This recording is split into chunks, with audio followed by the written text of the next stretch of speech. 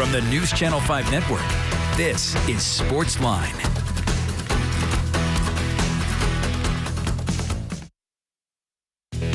Hey there, SportsLine on your television. Steve Layman here with you. Glad you are here with us on News Channel 5 Plus.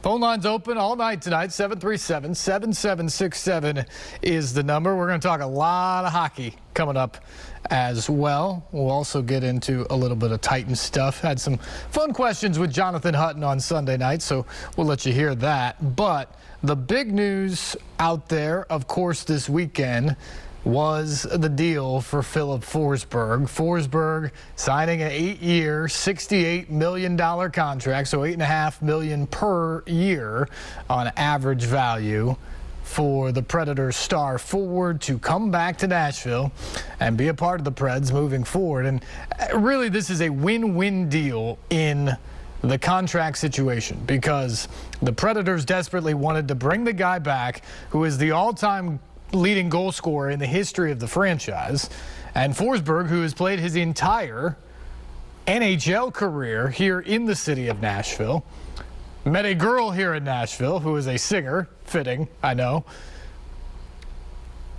He gets to stay here and stay here into at least his mid-30s, maybe the end of his career at this point, and so that's very exciting. And by the time it's all said and done, Filip Forsberg is going to have probably every offensive record that you can think of from a Predator standpoint. And we'll see what happens in terms of wins and losses and what can go in with that. But he's already been a part of the most successful history on the ice that the Predators have had in terms of wins and what they've done in the postseason. And now he's got 8 more years to try to build on that. And I think it's important, too, that Forsberg decided to do this in the sense that it's sort of his stamp of approval, one of the star players on the team, of what is happening with the Predators right now, what the team looks like, what the direction moving forward looks like. Because obviously this is a team that while it has made the playoffs in 8 consecutive seasons, only the Penguins have been in more, the Capitals exactly the same. The Preds haven't been out of the first round now in 4 years. And there's a lot of questions out there from fans about if this team, if its core, can get over the hump and get back to being a contender like it was in 2017 and 2018 and ultimately win that elusive Stanley Cup. And, well, the question out there is you got some of these guys who've come up for contracts. You got a guy like Filip Forsberg who certainly could command more money out on the open market if he decided to go there. And his priority was to come back to Nashville. One, because he loves it here. It's what he knows about the NHL. It is home for him at this point. But it also has to say something about how he feels about the direction of the team. That he believes that the core is solid and that they can add a few pieces here and there that can make them that contender again. And I think right now there is no question that the Predators are better today than they were when the season ended. You bring Forsberg back, the trade last week for Ryan McDonough. They freed up a little bit of space to maybe go out and try to add a top 6 type forward here over the next few days when free agency begins. I think the Predators will be a better hockey team. Now, everybody else in the league's trying to get better too, and everyone's trying to catch up to the Avalanche, who are in the Central Division, not just the Western Conference. So the Predators have to deal with that. They've got to catch up in a hurry. What they were last year was not nearly good enough and won't be good enough moving forward. But I like the position they put themselves in, given the salary constraints. And I think there are some guys, development camp going on this week, I think there are some guys, maybe not many, but are some guys in the pipeline that can come up and help this team in the future. They're starting to restock a little bit down there. And that can only be good because you get those guys to come up and help out. Well, now you're not paying as much for that talent that's on the ice. And that frees you up a little bit more to go out and find a guy that's a $7, $8 million type of guy to add into your Forsbergs and your Josis and your Ekholms and all of the true stars of this team. The Predators have put themselves in a position now to try to go back up the ladder a little bit. And I thought it was interesting, too, when we talked to David Poile after the deal was announced, the Predators GM admitted, really for the first time, that in his own mind, they'd taken a couple of steps backwards of the last couple of years. But he believes the position they're in now allows them to take a step forward. I may be reading into the language, but he said a step forward. So to me, that says he understands that it won't happen overnight, that the Predators just overtake the Avalanche or become the team to beat in the Stanley Cup race. But he believes they're moving back in the right direction. And again, you move back in the right direction, you free up a little bit more space next year, you get a few more young guys that come up. All of a sudden, then you can make that trade. Then you can sign that guy that helps get you over the hump moving forward.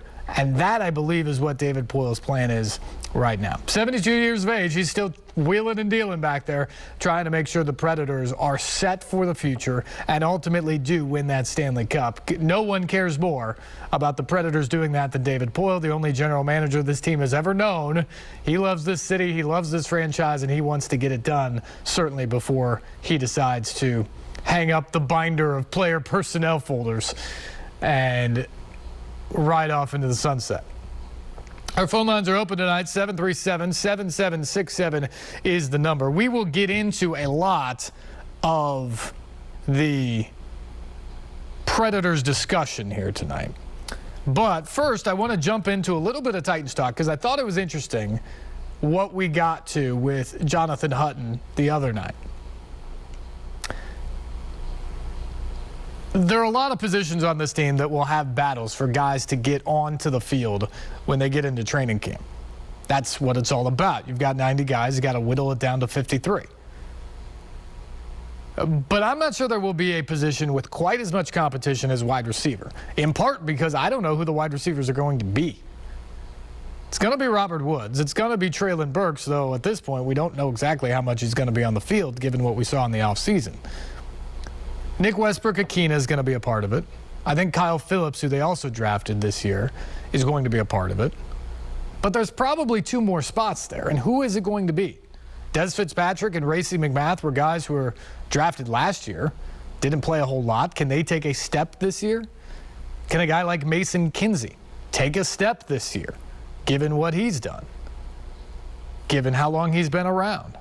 There are going to be other guys in that room, and it's going to be incumbent upon them. Josh Malone, a former Tennessee Volunteer, guy who grew up in Gallatin.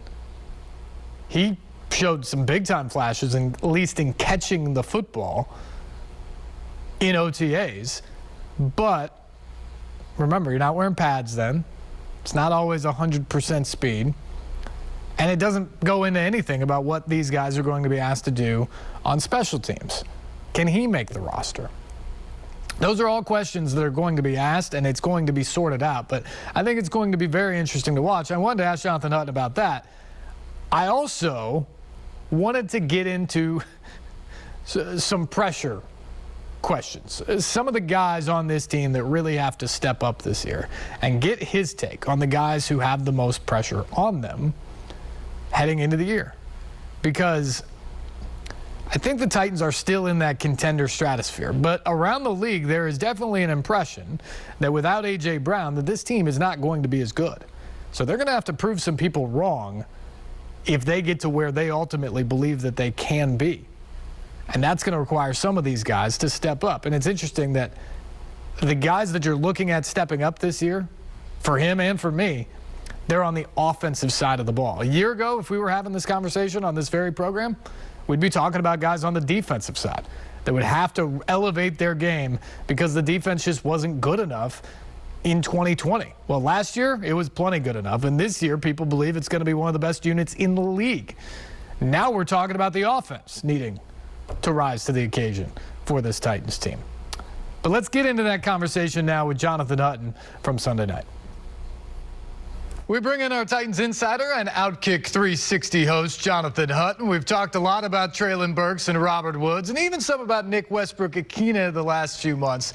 But after that, who are the guys to watch in training camp that then need to produce during the season, Jonathan? It thins out at wide receiver. Rookie Kyle Phillips, though, Steve, is going to be among the players who become the talk of camp, I think. He's a solid route runner. I think he'll show out in the preseason. He's going to get a ton of snaps, and he's going to be active on game day because he's also going to play a big factor on special teams. Mason Kinsey will be a special teams player in camp.